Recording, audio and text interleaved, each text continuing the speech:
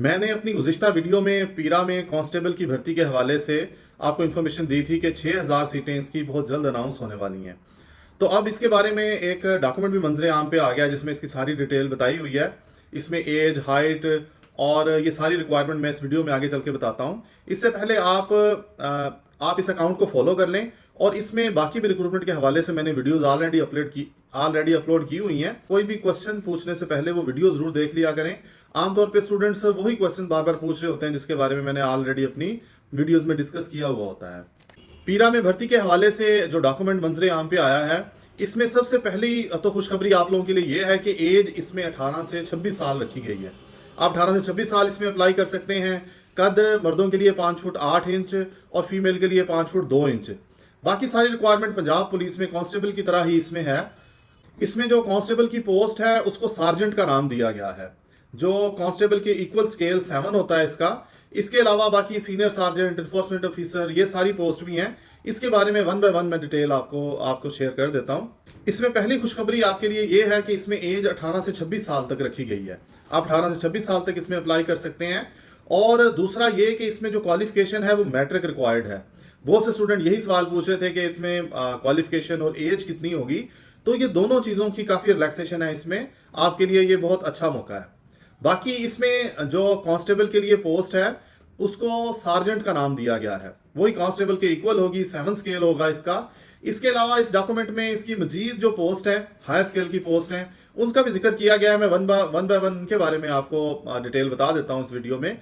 लेकिन उससे पहले अगर आप इसकी तैयारी करना चाहते हैं तो यही टाइम है, आपको अभी से इसकी तैयारी शुरू कर देनी चाहिए। बहुत जल्द ये पोस्ट अनाउंस हो जानी है। अगर आप इसकी तैयारी के हवाले से सेशन ज्वाइन करना चाहते हैं या कोई इन्फॉर्मेशन लेना चाहते हैं तो हमारे नंबर 0311617778 पे कॉन्टैक्ट कर सकते हैं। अब इसकी जो फर्दर डिटेल है, जो बाकी इसमें रैंक्स हैं, उसके बारे में डिटेल आपके साथ शेयर करता हूं। सबसे बेसिक इसमें रैंक है सार्जेंट बीपीएस 17, कांस्टेबल के बराबर होता है। मैट्रिक इसके लिए क्वालिफिकेशन रखी गई है और ये डायरेक्ट रिक्रूटमेंट ही होगी। 18 से 26 साल तक इसमें एज है।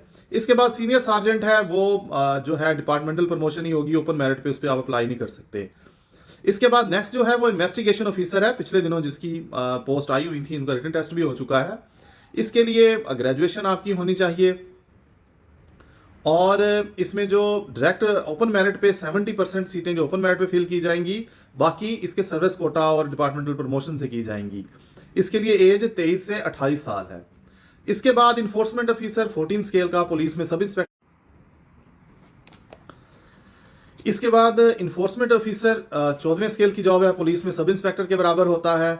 इसमें 80% जो है वो डायरेक्ट रिक्रूटमेंट की जाएगी और बाकी डिपार्टमेंटल प्रमोशन होगी। इसमें एज 23 से 32 साल।